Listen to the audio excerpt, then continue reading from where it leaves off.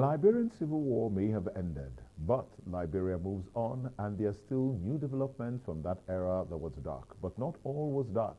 And here to discuss the Liberian government's new initiative and proposal to recognize Nigerian soldiers that were part of the ECOMOG peacekeeping force that helped stabilize and bring peace to the war-torn country.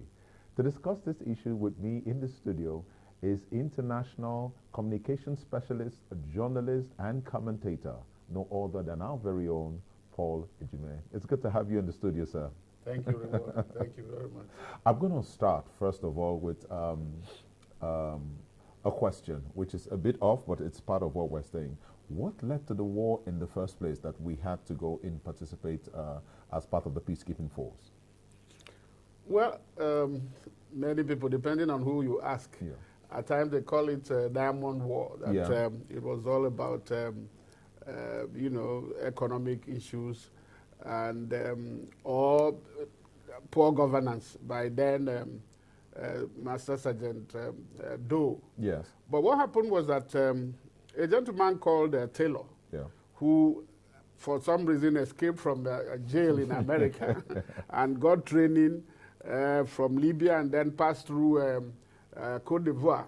And then called the BBC on the eve of Christmas to say, well, he was marching on to Liberia to go and Monrovia to go and dislodge the president, Doe.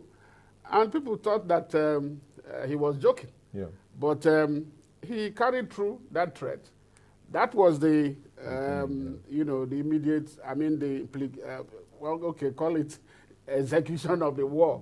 So he said, they called names. He said that Doe was not governing very well. Of course, there were some ethnic and, economic issues, tribal issues that were there in between. There's this problem between American Liberians and then indigenous Liberians, but which had been brewing for quite a while.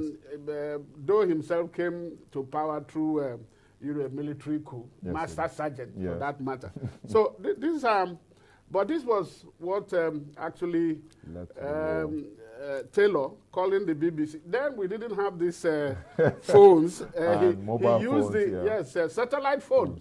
And he used it to very good effect because he was the one between ECOMOG and himself. Well, ECOMOG is a West African, ECOWAS force, ceasefire monitoring group, which was now set up.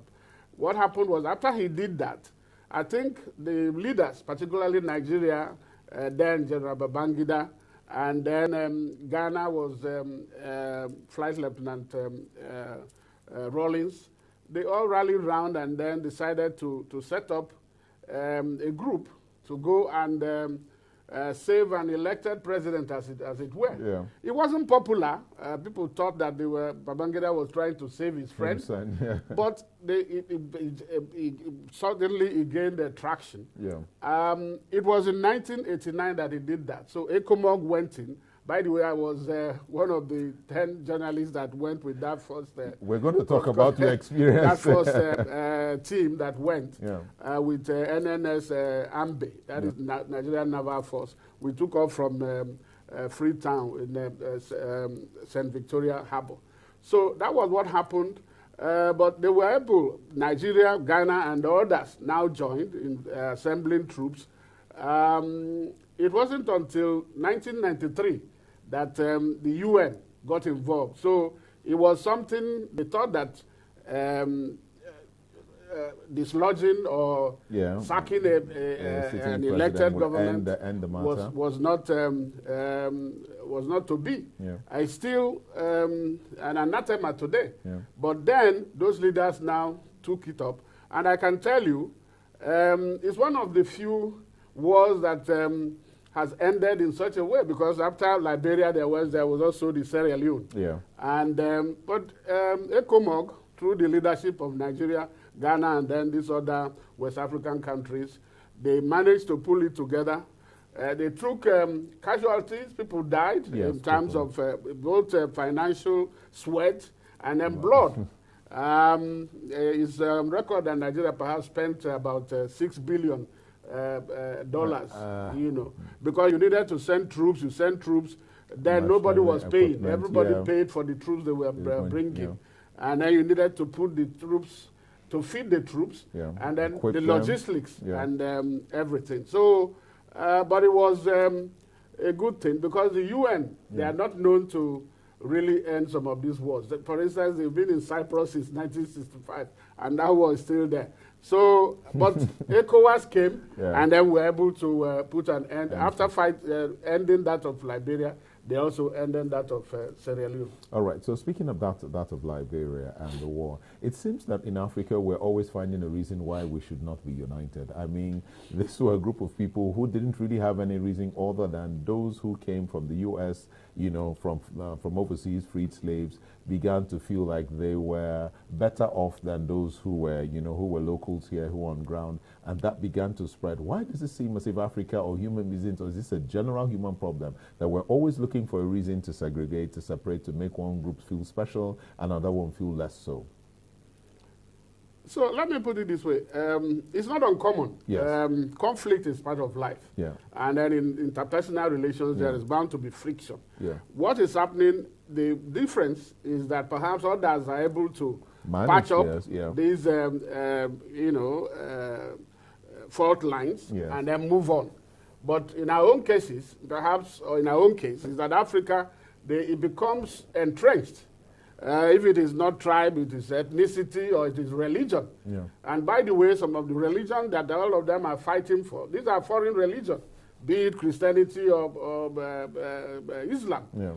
These were all brought to Africa. But we now appropriate it, and then it becomes a part of our identity. Yeah. That is part of the problem that perhaps it is developmental. So if I understand you properly, the African Brotherhood is not really crystallized in the African mind, is it? I think for a number of reasons. Yeah. Remember that Africa came through colonialism. Yes, it did. It came imperialism, slave trade. Trade and all those of that. Trades, I don't want to, they say it's conspiracy theory mentioning, but why are you still dwelling on that after 60 years or something? But the point is that after colonialism, there is now what you call neo-colonialism. Because, why? In Africa, that is where you find the resources. Yeah, both human and then natural. You have gold, you saw your flip on Sierra Leone. Diamond, all of that. Gold, everything, and rubber. These are all that is part of this problem. And in a way, like I said, it was said that the Civil War was for... that's something I want to put... Yeah, it was actually called the Diamond War, and movies have been made about it. Economic factors are there. And also the fact that those who colonized Africa, they've really not... some of them, they left them is like giving somebody a gift, like a goat, and then you are holding on to the rope. They really never have made Africa, some of them, particularly Francophone, they didn't leave them to be, independent. Because it's a question of changing flags. But they have not changed their mentality. They have not changed the way they reason. And then that is part of the problem. So much so that there seems to be disconnect between what the founding fathers, the Pan-Africanists, the Nkrumahs, the Azikiwes, the Balewas, the Awolowos of this world, where the Sekou Touré's and all that, what they saw, the Amil Cabras,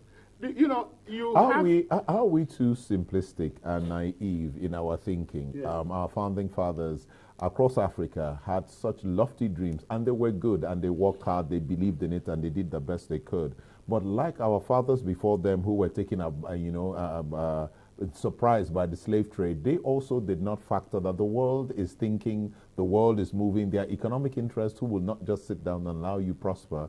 And they didn't seem to take that into cognizance as they were planning. And so it appears these days that even a lot of you see a lot of young African people talking about freedom and forward-thinking Africans, but that is never factored into our thinking. Why is that when we've had history repeat itself over and over again, especially in Liberia, there was a lot of influence over the diamonds?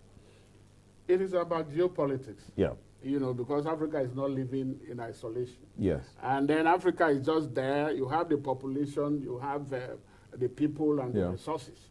But the kind of leadership that will hone this skill or be able to do something and pull many of the population out of, now we are talking about 1.3 billion people, you know, from very little. So it is the fact that after the founding fathers, these people, they tried, there was liberation. They had to deal with liberation. That was their They struggle. had to deal with independence. They had to deal with apartheid in South Africa. So it's been one fight after the other. And there hasn't been that continuity, consistency. What happens is that when these modern contemporary leaders, they have become, some of them are stooges of the foreign powers. So much they loot their own country and then take the loot outside. Unlike what the Asians are doing. The Asian corrupt politicians, they use the money they steal to develop their own country. True, so very true. Perhaps it's about mentality or about the fact that you don't have the crop of people who are, and again, to govern in Africa, you have to be ready to die. Because how do you mean? Because there will be, if you have resources. Look at Congo. Congo has never known peace since its independence because of the resources. So if you are going to be there to govern properly and be patriotic and do the right thing, to have your people behind you, you must be ready to die, to come against, to step on toes. You know, powers, the big powers that are calling the shots. They are exploiting this, and they can't do it when you have when you have government that is running effectively. All right. They survive under crisis, so they create this crisis. They use Africans to create the crisis, and then to enable them to exploit. And there's never shortage of. So that is it. It might sound, you know, conspiratorial, but it's not. It's reality that we deal with. There's never shortage of a few bad eggs that we can always use. There's never shortage of a few bad eggs in any society that if you exploit properly, you can use. But let's come back to ECOMOG and what the Liberian government just said to do. And we have to talk about your time as a journalist there. The Liberian government just said it wanted to recognize Nigerian soldiers' contribution with the ECOMOG peacekeeping force. Why now? It's actually the armed forces of Liberia, their defense chief. When he was seeing his Nigerian counterpart, he mentioned it. Why now? I think the idea, the decision should be commended for whatever it is, because it is never in doubt what Nigeria, the number of people, more than 1,000 died, and then many were maimed, and including 2 journalists, you know, Tayo Awotosi of Champion newspaper, and then Chris Modibe of the Guardian. These were colleagues that died even before we took off in August 1990 to join the ECOMOG troop, to be part of the troops that went as ECOMOG. So Taylor took, accepted responsibility. In fact, at that point, he tried to meet the family of these people for compensation, but they didn't accept. But today, the widow of Tayo had a stroke. She's still suffering on her own, and so that decision is might be long in coming, but it is something that should be encouraged, so that not just those that died, you also remember those that are alive. You know, people like the General Malu, General Shelpidi, General Dogo Yaro, and then Maxwell Kobe. Maxwell Kobe, after fighting in Liberia, went to Sierra Leone and was appointed the defense minister of Sierra Leone. That tells you. And so many people were naming their children after Kobe and all that. So, and many streets are named after some Nigerian leaders. So it is something that they can never thank Nigeria enough, because, like he said, the chief of, he said, for the peace that they're enjoying for 17 years now would not have happened without the road. And it wasn't just Nigeria, let's be fair. The group that those countries, about 6 countries that then contributed troops, Senegal and others, that sent troops to because they were rotating. Yes, they were. To make sure the war lasted, the first phase of the war, from that 1990 to 2000 and then up to 2003, when Taylor was brought in Nigeria. So they rotated to ensure that there was stability peace throughout this region. It was their determination. And then the fact that they didn't, even when they were taking casualties, they were determined to end and it eventually and paid they off. did. Now, let me ask, what do you think this will do for the morale of soldiers who are alive today and the morale of not just soldiers? For example, you spoke about journalists who went there to cover. What do you think it will do for the morale? I think recognition or appreciation can only, raise your morale to do more. Because, and look at what we are having in Nigeria now, these security challenges and all that. Some people have said, why is it that Nigerian soldiers, they do very well, but they are not able to, to do things at home? Perhaps it's about the environment and the fact that it's only a group, the number that is sent is not, and they're operating in an international environment. Okay, but that is another conversation for another day if we go into it. So let me ask you, so that because we're almost out of time. Yes. Your experience as a journalist in war, it's different, isn't it? From we're talking about it. A journalist now sit down in the office, go to a press conference, write a story. It's different. How was it like in war? Yeah, it was mixed for me, challenging. Even though you say, well, you are looking up the hazards of the profession, you can move and then you see blood spill, you see people killed, and then you move over them and then to send their stories. When we were told, we were told by Northern Barracks then that it was a national assignment, and then we went.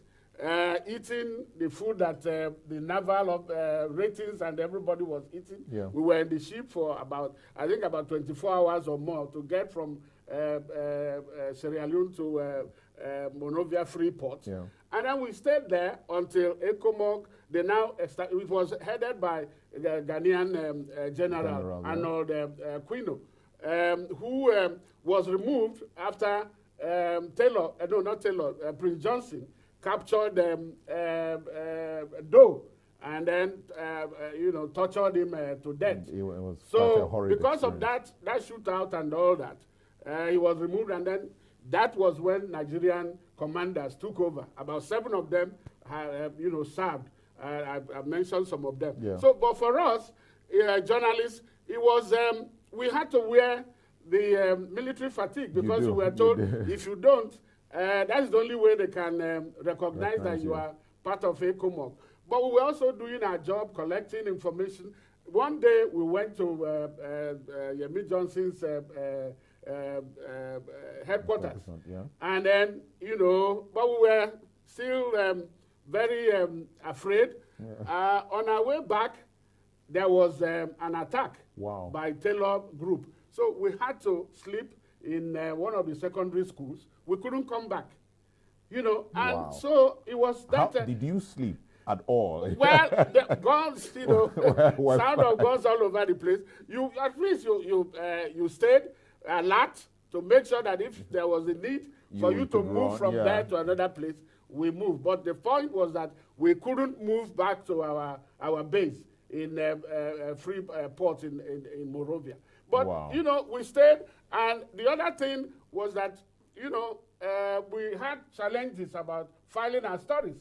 So what we did... How did you do that? So what we did, some of us, the stories were sitting with us about 1 week or whatever.